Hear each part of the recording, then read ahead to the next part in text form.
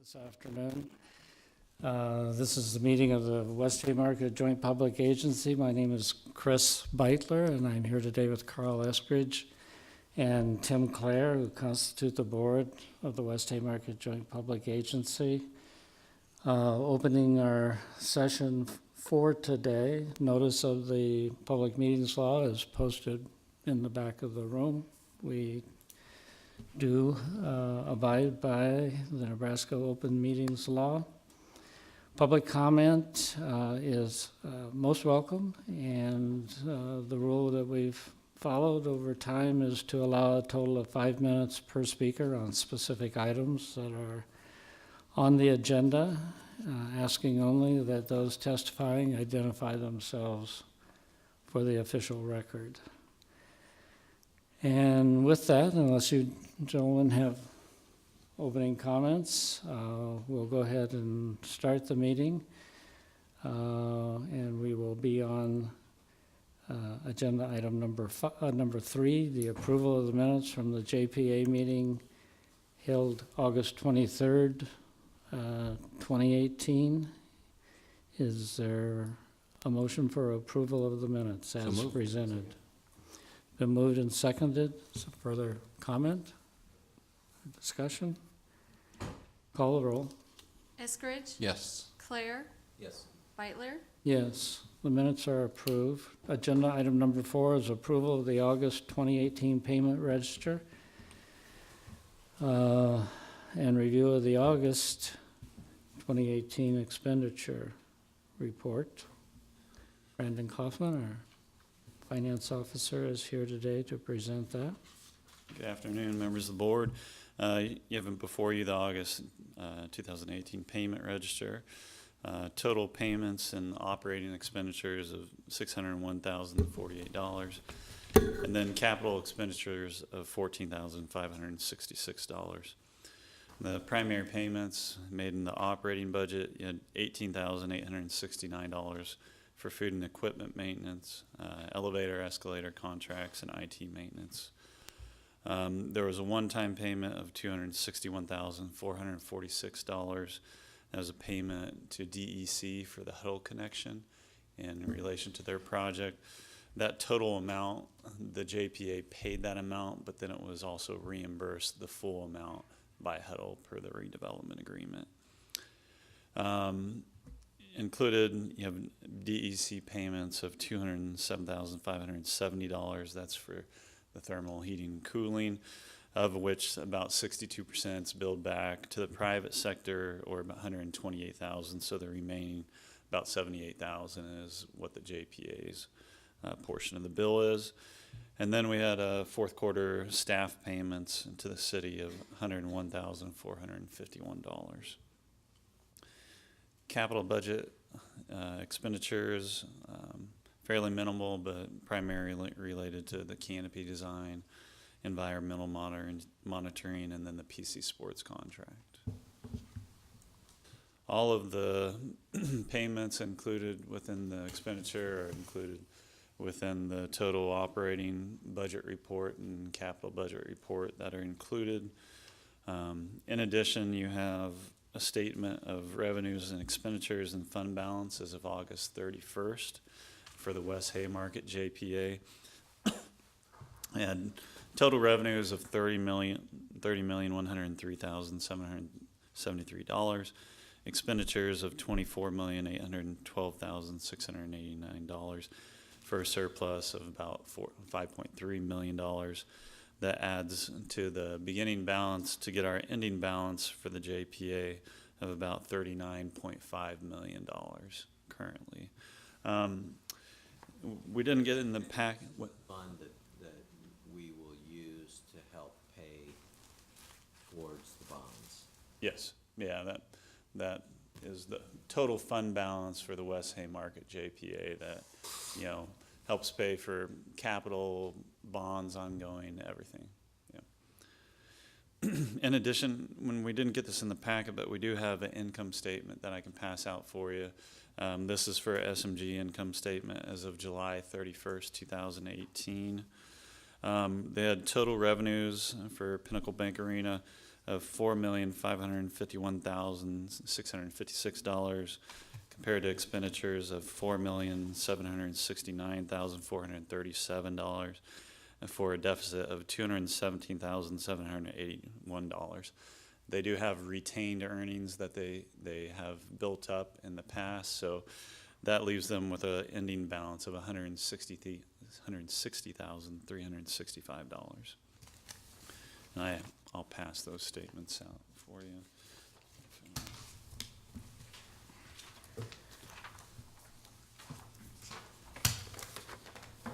So as of 8/31/2018, at the year end, occupation taxes were up 2.23%. So our standard benchmark with the JPA forecast is a 2%. So we continue to outperform that.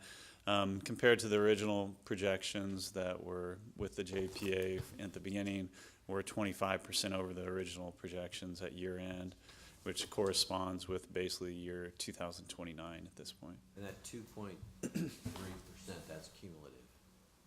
Compounded, I should say, rather. That's the percent change over the prior year. Right. So, Compounded, though. yeah, So yeah, that's compounding over time. With that, I can stand for any questions in regards to the financial statements that have been provided. Are there questions of Brandon?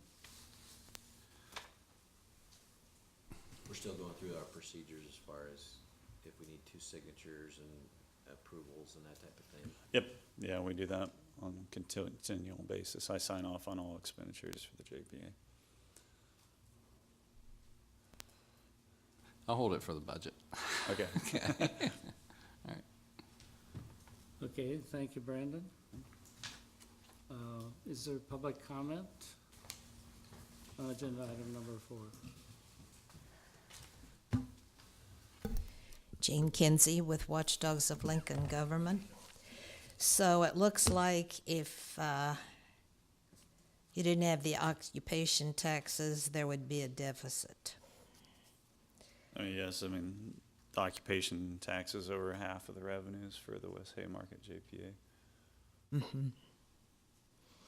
Which are not set, could go up or down. It's not like having a definite set revenue. So we see that as dangerous to do that kind of thing, even though for 4 years you've managed to make it come out in the black.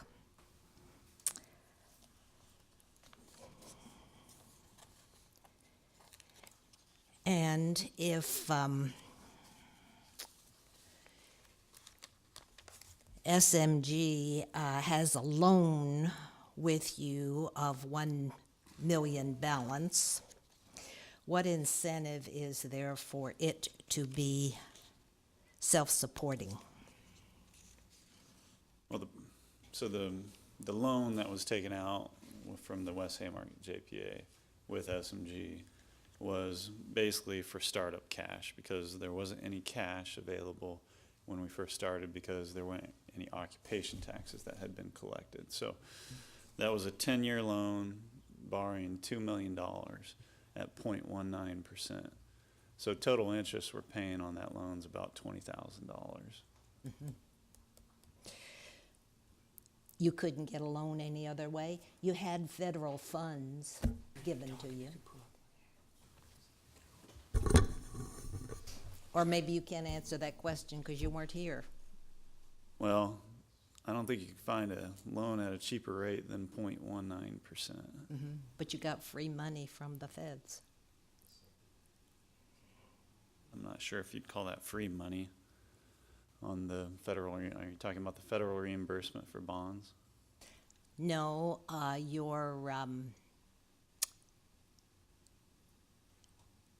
it's the money the feds gave because of the crash. I can't remember exactly the name for it. You know what I'm talking Build about. America Yeah. bonds Yes. that we have to pay Right. back. And when you borrow money from somebody and then you put them in charge of running something, there's not an incentive for them to make it work, make it pay, make it come out in the black. A conflict of interest, more or less. Okay. Well, I'll tell you, the city has a management agreement with SMG to run the arena. The JPA borrowed the startup cash and the funds.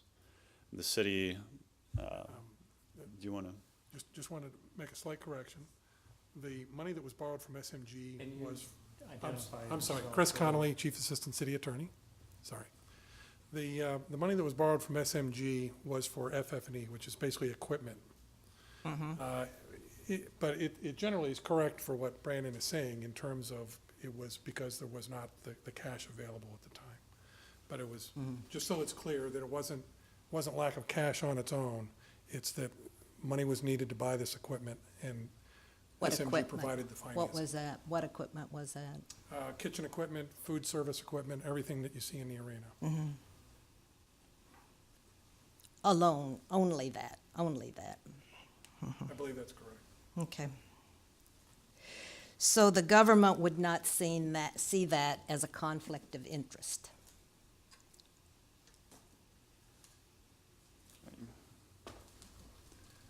I don't see a conflict of interest with the JPA taking out a loan and the city approving a contract for a management company to run the arena.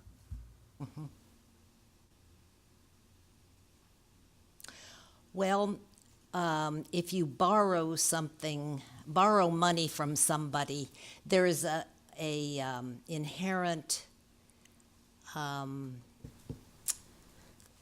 connection, right? Okay. So you borrowed the money from SMG, and then you put them in charge of running the arena, but they're in the red at this point. 5 minutes. Okay, I'll just finish my statement then. And so there is, that can appear to be a conflict of interest because there is no incentive for them to remain in the black. Whereas if you didn't have this tie of money, they might be able to maintain an income. I think in response to that, they have every incentive to continue operating in the black if they want to have their contract renewed. But they're not in the black, For this year, but that's not for every year. or before. They have been the previous couple of years, I believe. Okay, well, you can give me the figures because we didn't see that. Thank you very much, Jane. The further public comment?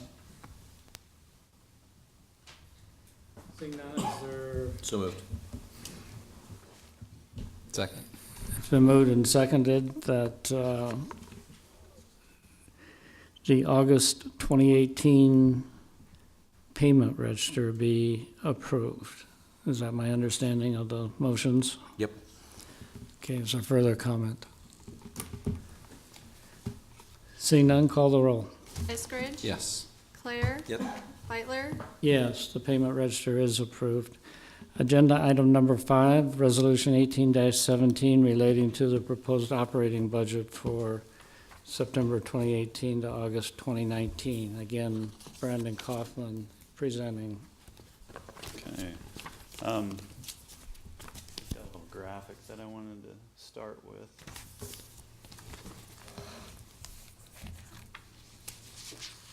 There we go. Hopefully everybody can you guys see that okay?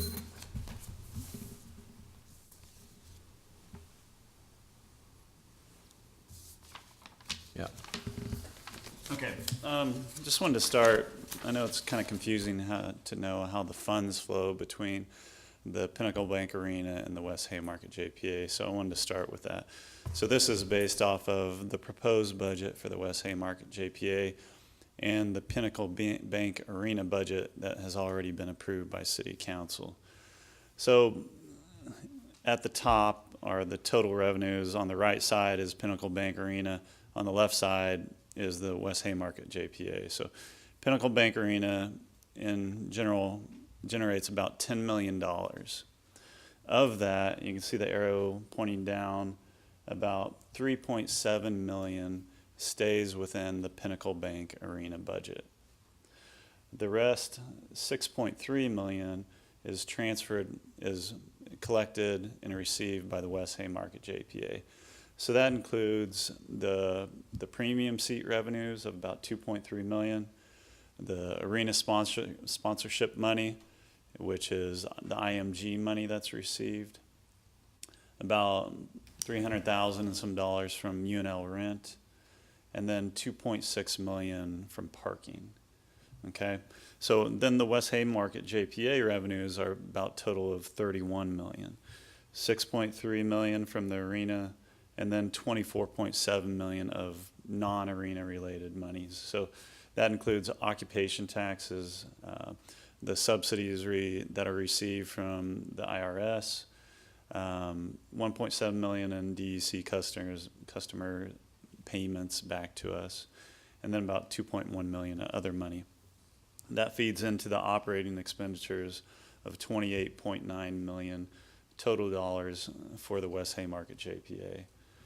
Of that, 1.8 million is then transferred back to the Pinnacle Bank Arena to basically fill the gap between the 3.7 million in revenue and the 5.5 million dollars in expenditures.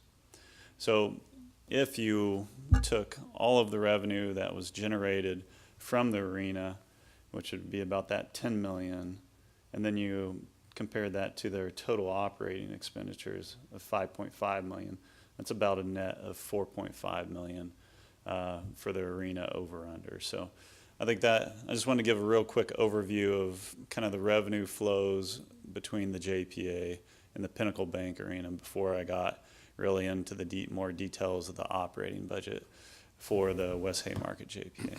And some would say the 1.8 million that's transferred back to the arena.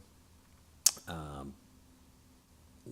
do you get to that? But if you look at the sponsorships and the parking and what's the one above what's the 2.3? That's the premium seat revenues. Those are all related to shows and things put on at the arena. So without the shows, or if Tom did a poor job of bringing shows in, those figures would go down. Mm-hmm. And in a perfect world, what Tom would like to do is he'd like to take the 2.3, 1.1, and 2.6 and keep that, because that's all based on what he's doing and bringing shows and things to the arena itself. Is that correct? Yes, that's correct. So really, the 1.8, is a portion of what illustrates the work that Tom has done in terms of bringing shows in, because he's able to generate sponsorships, generate parking, generate premium seating. That is all because of the work that they're doing, he and his team, in bringing good shows and concerts and things to the arena. Is that accurate? Yeah, that's accurate. Okay. Now kind of moving over to the operating budget. So you have a budget before you with total revenues of $31,015,086, total expenditures of $28,888,691. That's with an over/under of $2,126,395. For the revenue side, we've got about 17.3 million in occupation taxes. That's continuing to assume basically a 2% growth, which is kind of the baseline that we've assumed with the JPA since the founding of it. Intergovernmental revenues, those are basically reimbursements for bonds from the IRS for the taxable bonds that we issued to finance the arena and improvements. We also have some revenues included in that from UNL for half the payment of metal detectors included in the CIP.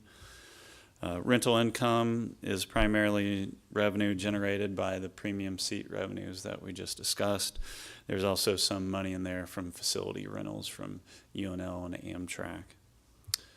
Reimbursement for services is primarily revenue derived from customers from the DEC for thermal heating and cooling in the area of the JPA, which we get reimbursements back from those private customers. Parking revenue, or just parking revenue from the 3 decks. And then the sale of land is based off of negotiated sale of land. That's also another item on the agenda today. We have that pegged at $1.37 million. Moving over to the expenditure side, in the first kind of big category there, you have miscellaneous contractuals at $832,000.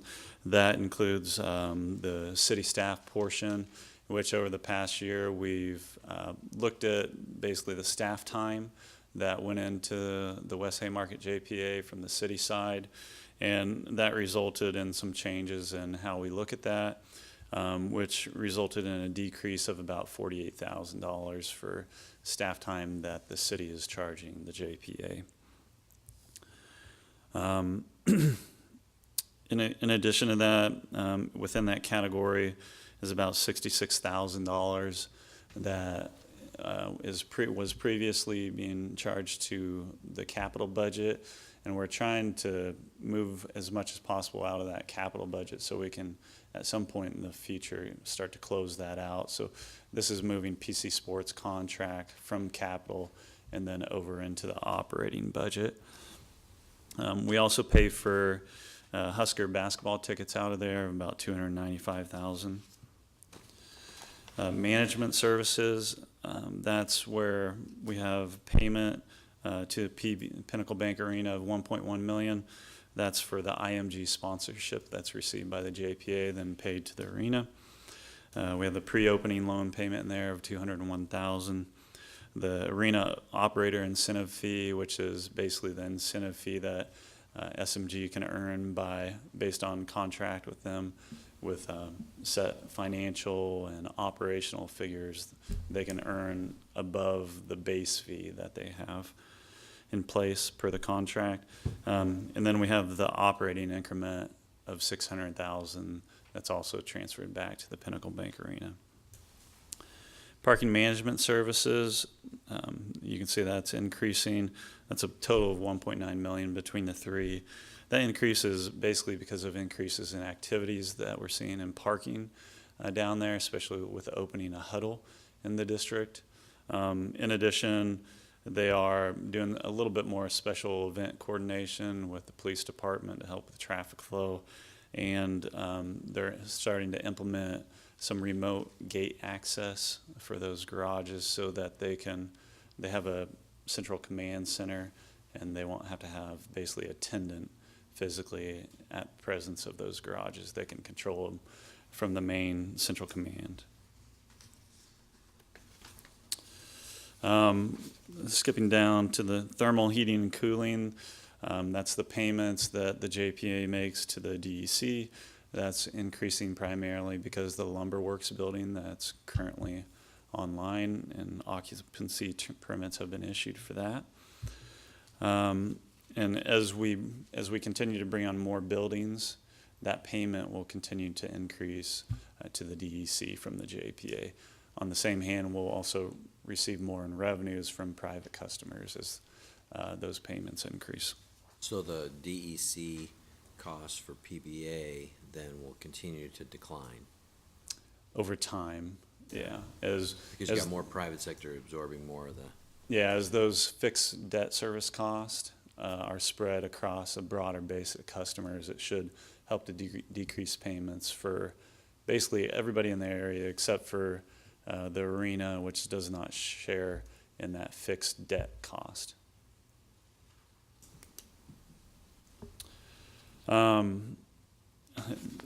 After you get through thermal heating, air cooling, you have other building maintenance of $437,000. This is primarily, now we're kind of moving into area that's more CIP related. So these other building maintenance are payments for various maintenance agreements that we have at the arena for escalator maintenance, technology type maintenance agreements, repairs of equipment, and there's a CIP of $100,000 for the relocation of a heating unit in the dock area. Moving down into capital outlay equipment, you've got concession equipment, $90,000, miscellaneous equipment, and you'll see a lot of this detailed out in the CIP, but that's for replacement of the basketball floor, additional metal detectors for the arena, security equipment, tech items, new heat pump for the suite area, and then also just the ongoing replacement of operational equipment. For the capital outlay improvements, you've got $2.9 million that's being budgeted for the potential purchase of land. And then there's also grounds improvements of $350,000 that is included and based off of the contract that the board will consider later for streetscape improvements related to the Olson project. The debt is currently at $16,788,000 in debt payments. That will increase in 21-22 to $4.8 million, or an increase of $4.8 million. And then that following year in 22-23, we'll have another $2.9 million increase. So as you continue to think about the overall long-term financial viability of the JPA, what you have here in blue these are forecasted fund balances until the end of this project in 2047. Okay, so the 1819, these dollars are in millions, so we ended, like I told you earlier, with about a $39 million balance. This red line here is the legal debt requirement that we have in place. So that's to cover debt service for the upcoming year, and then that also, there's a $3.7 million requirement for depreciation assets with UNL that we're legally required. Anything above that line is basically what sits in the surplus account.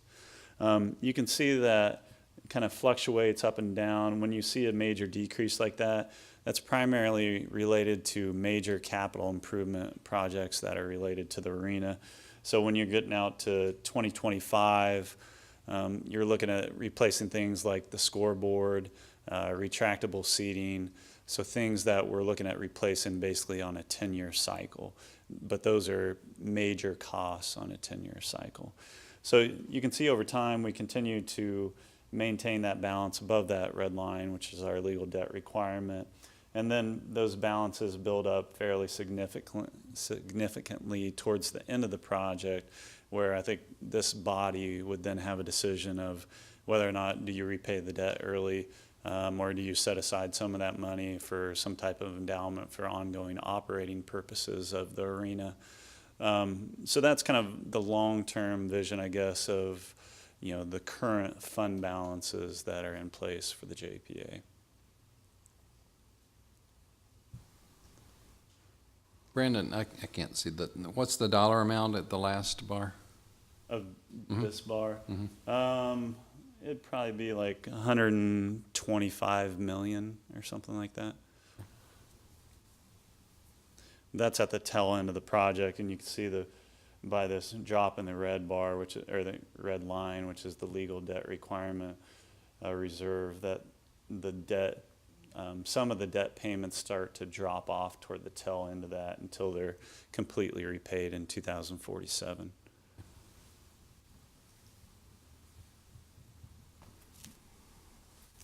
Okay, other questions of Brandon? I'm sorry, Brandon, that's not the end of, is that the end of your presentation? That is, Mayor. Okay. Other questions of Brandon? All right, thank you very much. Is there public discussion? Was that included, Jane Kinsey with Watchdogs, was that included in the packet? Because I don't remember seeing it. These graphs here. Right. No, these graphs were not included in the packet. Okay. Well, how can the public speak to it if we don't have all the material? I'm more than willing to give you this type of Okay. information. So- But that doesn't mean I can speak to it today.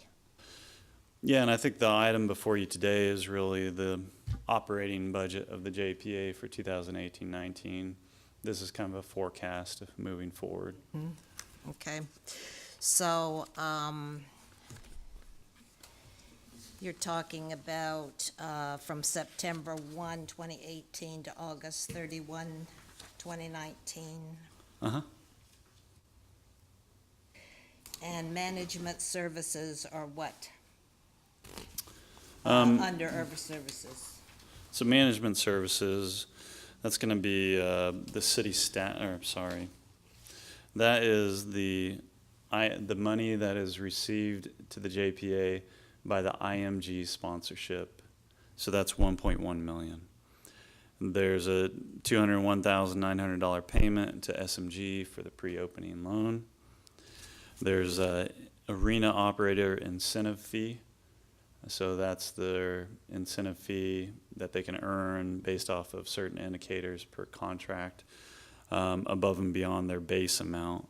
That's 100,000, and then the operating increment of 600,000. That's also transferred to the Pinnacle Bank Arena.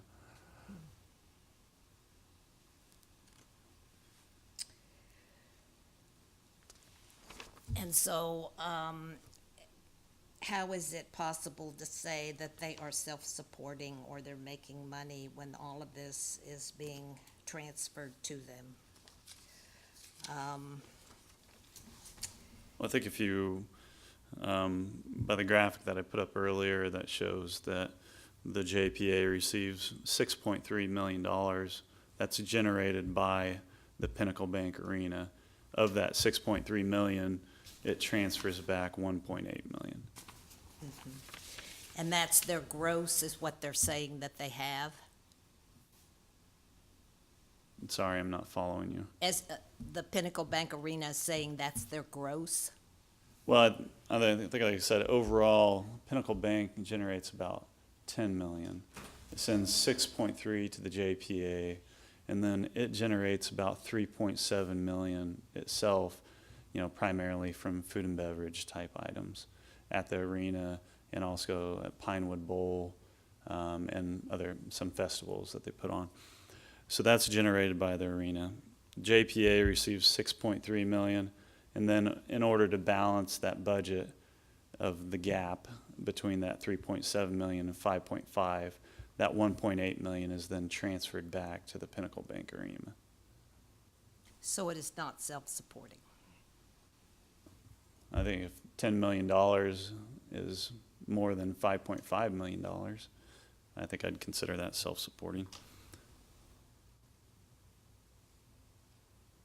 Run your figures by me again, please. Well, maybe I can put up this chart again to show you.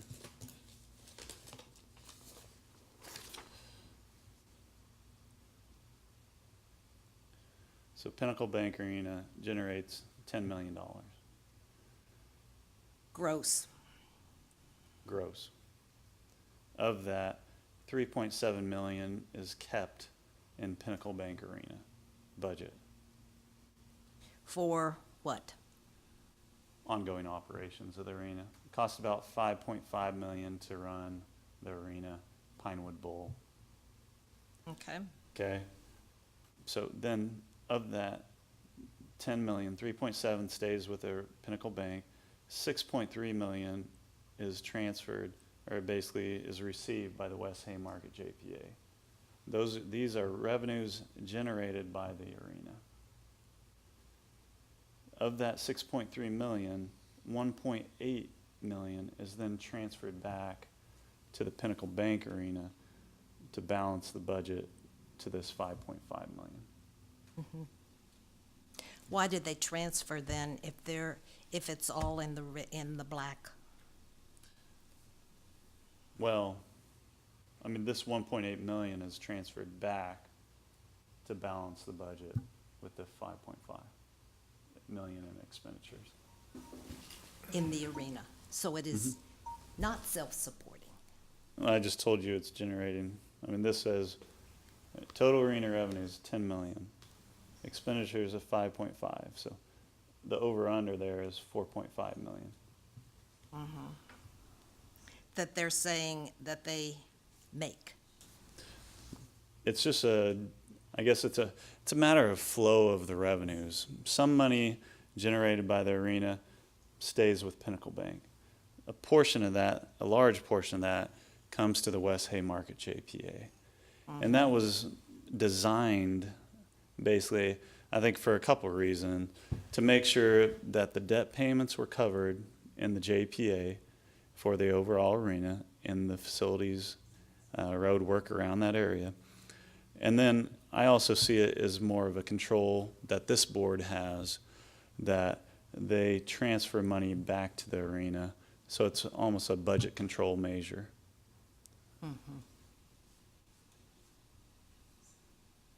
But they already have the occupation tax. The occupation tax is it comes to the West Haymarket JPA. Yeah. Yeah. So, why is it necessary to make all that back and forth? Well, I think part of the original setup of why those revenues came to the JPA was to help ensure that there was plenty of money to pay any debt payments that the JPA would have moving into the future. But they were depending on the occupation tax, weren't they? That's part of it. And right now, the occupation taxes are covering the total debt payments. Right. And as that occupation tax continues to grow, it should also over time support all of the debt payments.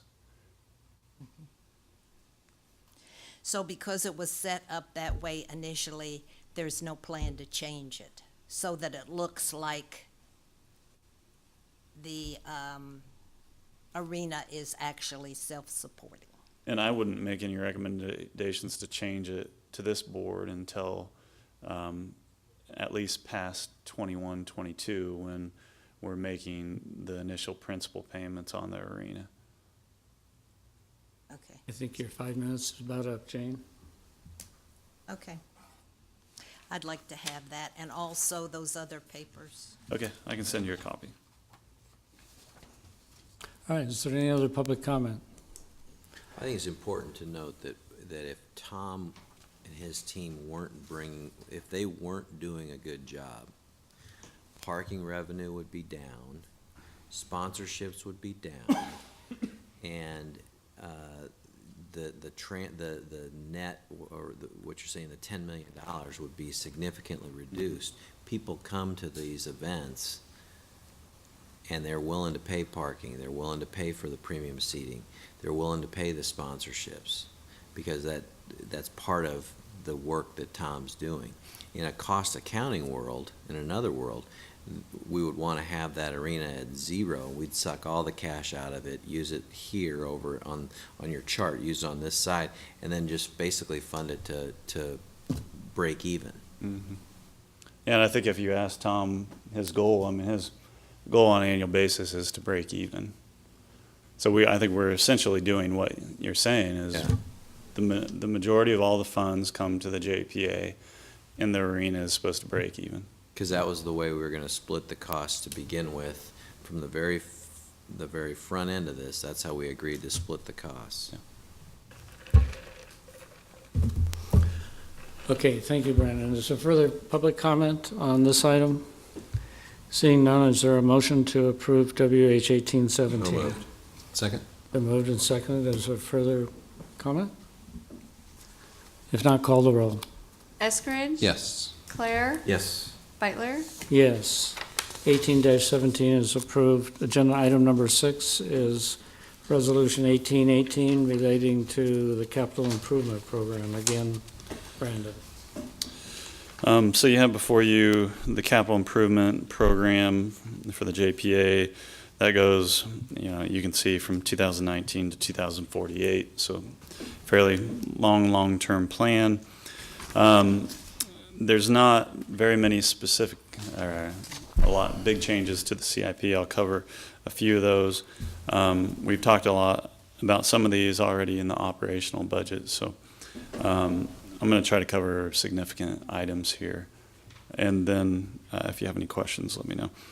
The kind of down, the repairs section, these are, you know, annual repairs that we program in the CIP, you know, for the various maintenance items down at the arena, you know, irrigation, streetscape, the relocate heating unit. So these are just a lot of repair items within the arena, replacement of technology type items for routers and TVs. And so these are things that, you know, we work with Tom on an annual basis to repair a lot of just the equipment within the arena.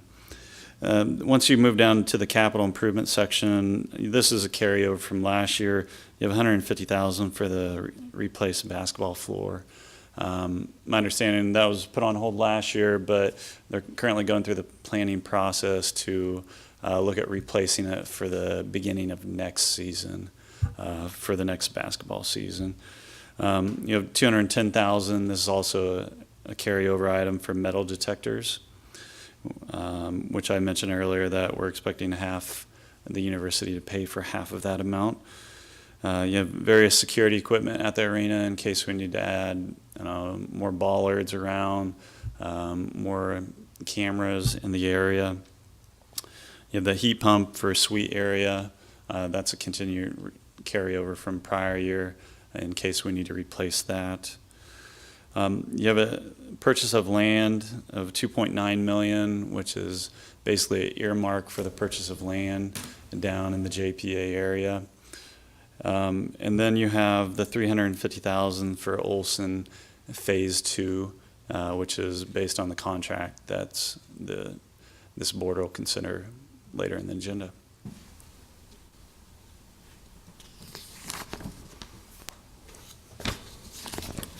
Questions of Brandon? Thank you, Brandon. There's a public comment on this section. Seeing none, is there a motion with regard to the capital expenditure resolution So moved. Second. 1818? Moved and seconded. Further discussion? Call the roll. Eskridge? Yes. Claire? Yes. Beitler? Yes. Resolution's approved. Agenda item number 7, a resolution with regard to the redevelopment agreement involving Olson Associates at O Street and Canopy. Tim C. Tim C., City Law Department, members of the board. I appear before you today with respect to a new project proposed for the intersection of O Street and Canopy Street in the West Haymarket area. This is I guess an expansion or a new building. It would be a 4-story building consisting of 72,000 square feet. Immediately south of the existing Olson building. When it comes up here, we'll try to orient you a little bit to the area. We've got Canopy Street out here to the east. To the south is the Harris Overpass. Blue 3 Garage is on the west. The green area is the existing Olson building. And then we're talking about this empty area, which is, I think, now known as the West Depot parking area, where they would be proposed to build, again, a 72,000 square foot, 4-story building, an L-shaped building with 18 private parking stalls in the back. The minimum private investment to go along with this would be a $16 million private investment, along with $2.8 million in tax increment financing. Here's just some quick views of the building. This picture is if we were standing in Canopy Street in front of the existing Olson building. This would be the new building, and then this would be if we had a drone mounted camera flying over the Harris Overpass. We would look down on what would be the new building here, the existing Olson building here, the Huddle building to the north. The JPA's obligations under this agreement is to sell the land on which this project would be constructed at a cost of $1.37 million. That amount was arrived at After an appraisal was done by an independent appraiser, the conclusion they came to was that the land should be valued at $42.20 a square foot. If we multiply the square footage by that 42.20, we come up with the $1.37 million. The JPA, in exchange, will also take on the obligation and responsibility to construct the streetscape in front of the new building. That would be on the east side of the building. If we bring the, I should have left this up there. So the streetscape that would be constructed would be along Canopy Street in the red crosshatched area, as well as in between the two buildings to provide some screening so that the back of house operations for the existing Olson building and the new building aren't quite so visible from Canopy Street. That is in an amount not to exceed $245,000 for the entire amount of streetscape there. And then the JPA will also have the responsibility of demoing the existing parking lot, which sits on that property. In addition, the developer will have 317 parking stalls. What And- sort of demolition needs to occur on the parking lot? Simply be removing the concrete so that they can start their Start the construction process. Okay, Yeah. okay, I got you. Yep. There'd be 317 parking stalls made available in the Blue 3 garage. Unlike the previous agreement, they won't be nested or assigned stalls. They will simply be monthly parking agreements where folks will pay for the right to park in the garage. The building will connect to the District Energy Corporation facilities, so you'll see more use of those facilities for their thermal energy services. And then there will also be skywalks built, both privately owned and private skywalks running from Blue 3 Garage over into the new building, as well as a skywalk connecting the two buildings. So that's the project in a nutshell. I'd be happy to answer any questions you might have about it. Carl? Yes, thanks. Tim, could you explain to me why the JPA is involved with the streetscape? Yeah, there's been some back and forth from projects in the JPA area. Sometimes we've asked the developer to do that, paying with tax increment financing funds. In this case, it was part of the negotiation with respect to the land value that in exchange for the land value, the JPA would take on the responsibility of doing the streetscape. Okay. And since this is JPA land, then the JPA does it, not the city. Right, the JPA would be responsible for it. Yep. Thank you. Okay. Additional questions of Tim? Is there public comment?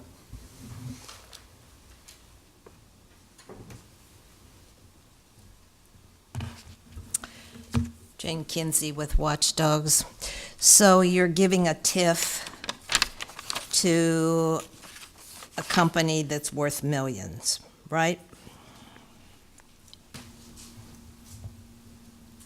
Just to be clear, the Joint Public Agency has no decision with respect to the tax increment financing. That's made at the city council level. The city council's giving that? Correct. Tax increment financing can only be approved by the city council, not the JPA doesn't have the authority to approve that. Okay, so, but you're bringing that up here.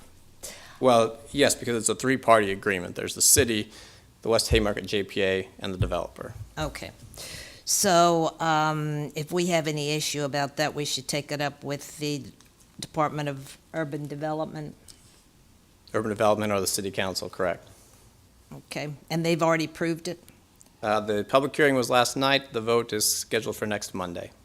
Okay. And they're saying that putting outside decorations is part of it. There will be improvements made in the sidewalk area. That's the streetscape that we're talking about, yes. On the building No, and around the building. on the public right-of-way. Okay, on the public driveway. Again, something to be taken up with the Department of Urban Development and City Council, which may be too late at this point, but for future reference. For future reference, sure. Okay, you're just reporting here. I presented the agreement to the JPA, and yeah, I'm reporting what happened at council last night with respect to the public hearing. How do they have a say-so about it then at this point? How does who have a say-so? JPA, Well, it's a three-party agreement. It requires the approval of three parties: okay. the West Haymarket JPA, the developer, and the city of Lincoln. Okay, so they have approved it then? The JPA has not. That's why we're here today. Okay. Did they have input on this? They've had counsel in the room during the course of these negotiations that was looking out for the JPA's interests. I think the JPA's been consulted to some extent with respect to the agreement, and I'm happy to take any input that anybody has with respect to the agreement. Okay. Well, it's my understanding that the original urban development was not to make beautification as part of it. So we have an issue with that. And also giving TIF to a company that may not need it and probably doesn't need it. Okay. Thank you, Jane. Is there further public comment? If not, is there a motion on Yeah, there's resolution? Oh, I'm sorry. Thank you, Mr. Mayor. I'm Jeff Jenkins with Olson Associates. Just like to thank the mayor and city staff for helping us work through this project. It's been rather rapid, but we've appreciated help of Tim and Chris and Hallie and Dave and their team. It's gone very, very well. Very frankly, I think that 4 years ago when we got our first building finished, we hadn't anticipated being here this rapidly. I think it's a sign of the success of the location in the West Haymarket and our ability to grow our business. Most of our growth, which of course started in 1956 with Mr. Olson and himself as the sole employee, has grown to over 1,100 employees at this point in time. A fair amount of that growth has occurred outside of Lincoln, as we have 28 offices throughout the Midwest. But along with that growth, with this being our corporate headquarters, it does provide opportunities here in Lincoln for employee growth, and we've added about 75 people since 2014, and over 350 people company-wide. So we anticipate that growth to continue. This project is certainly an integral component of that. We continue to see requests and stress from other communities where we have a significant presence in terms of having a corporate headquarters there. We're resisting that. We want to continue to remain in Lincoln, and this project's going to be an integral part of that. So all that being said, be happy to answer any questions that you might have, and in the meantime, like I said, appreciate everybody's support to this point. Yeah.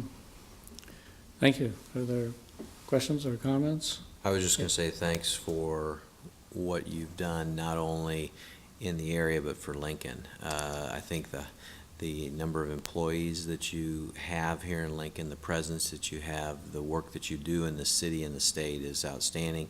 The hiring and the opportunities that you give to college students in the form of internships, as well as subsequent employment after graduation, that's what the university is interested in, and obviously other higher institutions of higher education. So that's exciting, and I think what you're doing down in the Haymarket is we're years ahead of where we thought we were going to be when this started, with the development that we have going south. And so what you're putting in there is what you're putting a reality to what we hoped was going to happen when this project got started. I say thanks to you, because you do have the opportunity to go to a lot of places around the country, and we appreciate the footprint that you're creating in the Haymarket area and in Lincoln generally. Thank you. We appreciate that. We, in 2013, when we were looking to figure out where we were headed, as you know, we could have gone anywhere in Lincoln, and we had a very exhaustive employee engagement process to say where do we want to be. It was almost 100% unanimous to be in the West Haymarket, and I would say now, looking back upon that, it's been popular beyond our wildest dreams. So we hope to continue this trajectory, and West Haymarket is going to help us get there. Appreciate your time. Thank you. Thank And I would like to thank you also. It's been great working with Olson in the way they have dealt with JPA and have dealt with the city, and the citizens of the city certainly has indicated that they're every bit and even more interested in the welfare of the city as a whole than. Thank you. than We other appreciate that. And citizens.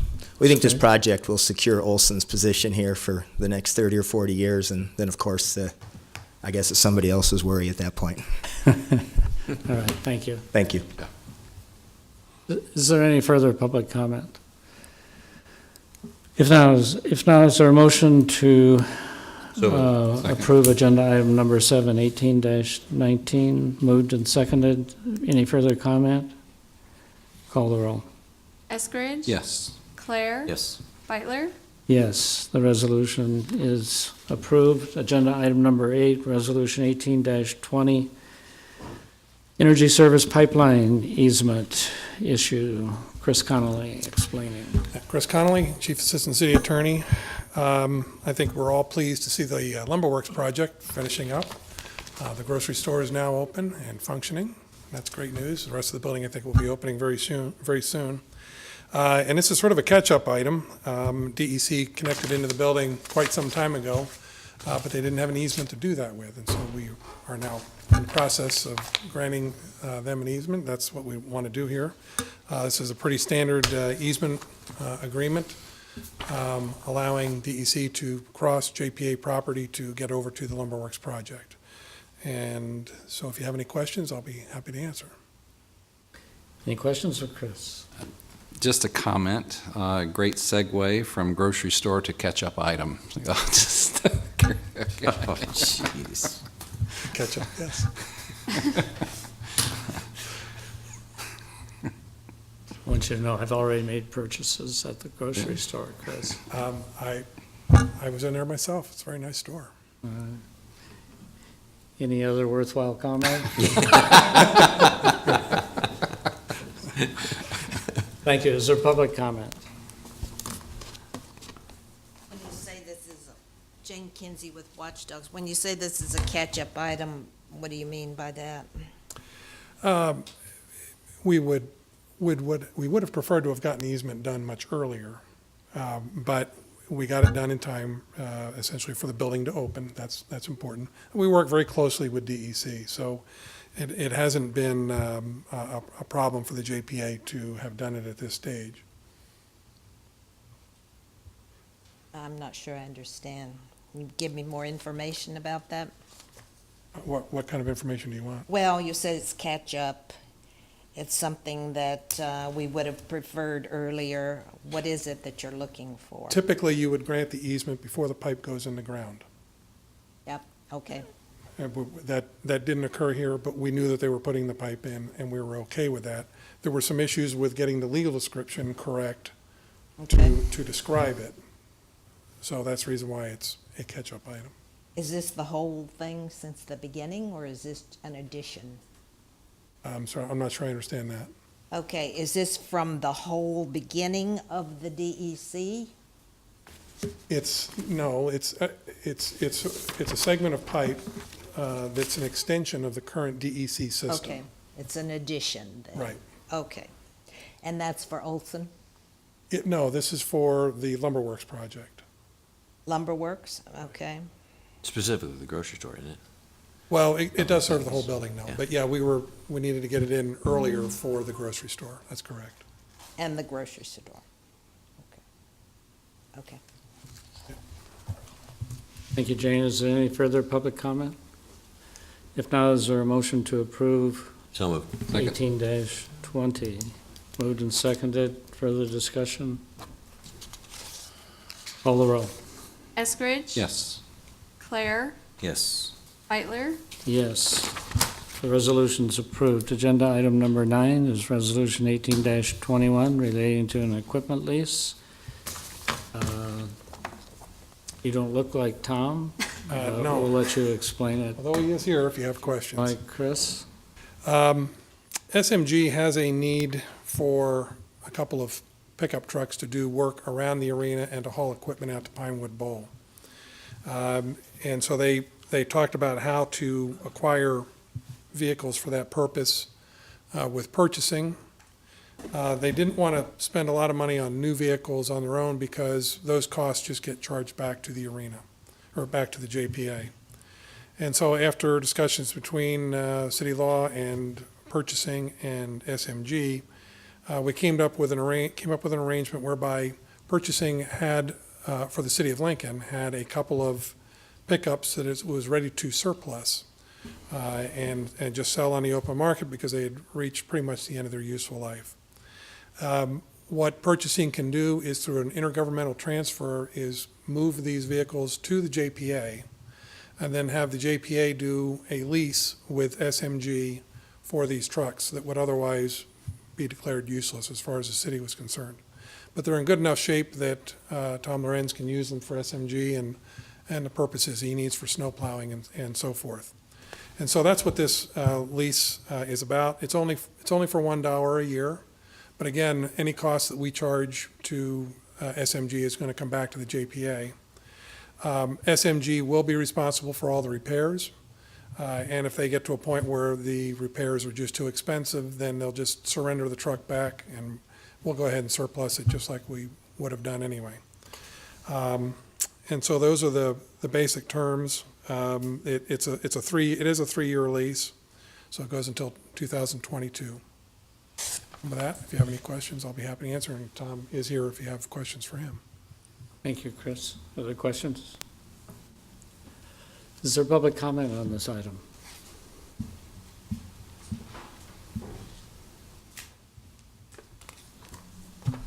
Jane Kinsey with Watchdogs. So why don't you just sell them to them? They didn't want to purchase them, and this arrangement allows us to be able to have them use these vehicles, and then they will surrender them, but they're going to be responsible for all the maintenance.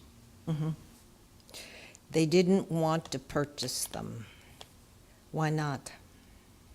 I think they felt that part of what happens is when SMG buys equipment, if they were to not get their contract renewed, and that's not going to happen for several years, but if they were to not get the contract removed, then anything that they've bought, they leave in place anyway. And so these vehicles would only come back to us. So it makes more sense for us to just lease these vehicles to them now. The end of the lease agreement here coincides with the end of the agreement with SMG for management purposes.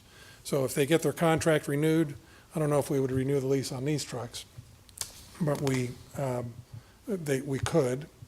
But if for whatever reason SMG does not get their contract renewed, we get these trucks back anyway, whether we do it as termination on a lease or they give them back to us because they've already bought them, really doesn't matter. How long's the contract? 3 years. Every 3 years you renew it then with SMG? Well, we don't know if we'll do this again. It'll depend on what the situation is in 3 years. But that's your plan? The plan is for a 3-year lease now. I'm not saying we're going to do it again in 3 years. We'll have to see what happens after that. So what is SMG's contract? How long is that? It runs until 2022. Okay. Till the bonds are paid off? No, till 2022. Okay, 2022. And how long was it renewed before? I think it's been renewed once, in 2016. Initial 3 + 3 and then 3 additional years. Right, so it has been renewed, and that's how it gets to 2022. Since 2014? Since 2014, I believe. 2013 would have been the start, so it went 13 to 16, 16 to 19, 19 to 22. Okay. Do you have any other bids? No, not the way this was arranged, no. Okay. It was not set up for bids. So I think watchdogs and some people in the public have questions about this. You borrow money from them, you sign a contract, you get no other kinds of bids. And we did a FOIA, and almost all the math for income and outgo was redacted. So I think we have real questions about the way the figures look and the way the contracts were made. And we believe there needs to be an outside audit of all of this to give the public information that it can't get at this point. And that SMG's management needs to be examined in that. Mr. Clare said, well, the assumption is that they're bringing money in from the parking garages, et cetera. I don't think assumptions will satisfy us. We want facts. So we'll go from here.